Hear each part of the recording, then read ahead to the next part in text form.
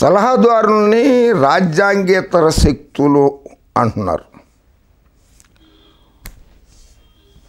ఆ రాజ్యాంగేతర శక్తులు ఎవరో మీకు బాగా తెలుసు. బాబుగారి ప్రభుత్వంలో కూడా రాజ్యాంగేతర శక్తులు ఉన్నాయి, మీకు తెలుసు. అది బాబుగారు మీరు ప్రతిపక్షంలో ఉన్నప్పుడు, బాబుగారు అధికారంలో ఉన్నప్పుడు ఆ రాజ్యాంగేతర శక్తులు మిమ్మల్ని ఎన్ని ఇబ్బందులు పెట్టాయో మీ ఆత్మకి తెలుసు. శ్రీధర్ రెడ్డి గారు, మీ ఆత్మకి తెలుసు మిమ్మల్ని ఎన్ని ఇబ్బందులు పెట్టాయో.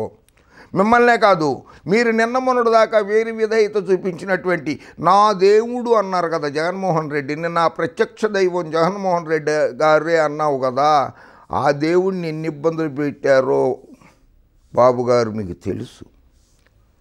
బాబుగారు రాజకీయం వాడుకో, వదిలేయి. ప్రస్తుతానికి ఆయన ట్రాప్లో మీరు పడ్డారు. ఆయన టికెట్ ఇస్తారని గ్యారంటీయా? ఓకే, ఇచ్చారని అనుకుందాం. మీరు గెలుస్తారని గ్యారంటీ ఉందా? ప్రజలు నిర్ణయిస్తారు. ప్రజలే అంతిమ న్యాయ నిర్ణేతలు. చంద్రబాబు కాదు, ప్రజలు అంతిమ న్యాయ నిర్ణేతలు.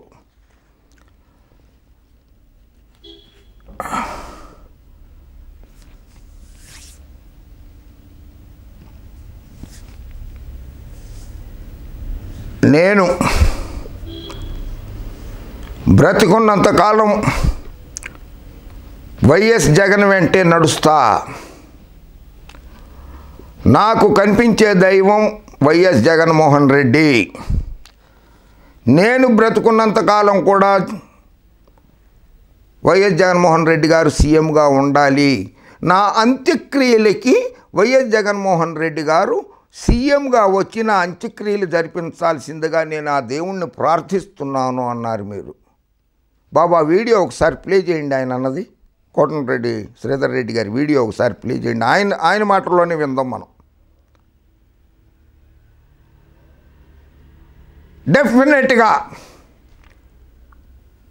శ్రీధర్ రెడ్డి గారు మీరు కోరుకున్నట్లుగానే జగన్మోహన్ రెడ్డి గారు సీఎంగానే ఉంటారు.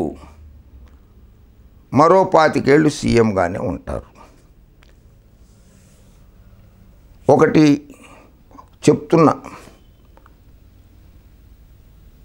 ఒక జర్నలిస్ట్గా చెప్తున్నా, రాజకీయాల్ని దగ్గరగా చూసిన వాడిగా చెప్తున్నా, జగన్మోహన్ రెడ్డి గారి ప్రభుత్వం మీద వ్యతిరేకత వచ్చి ఉండవచ్చు. కొన్ని వర్గాల్లో వ్యతిరేకత ఉన్న మాట వాస్తవమే. అయినా కూడా చంద్రబాబు గారి మీద ప్రేమ లేదు జనాల్లో. చంద్రబాబు గారికి 175 మంది అభ్యర్థులు లేరు. మీలాంటి వాళ్ళు వెళ్తేనే ఇప్పుడు ఆయన పార్టీలోకి 175 మంది అభ్యర్థులు అవుతారు. అందుకనే జగన్మోహన్ రెడ్డి గారి దగ్గర నుంచి అభ్యర్థులను తీసుకుంటున్నాడు బాబు గారు. అది గుర్తుపెట్టుకోండి.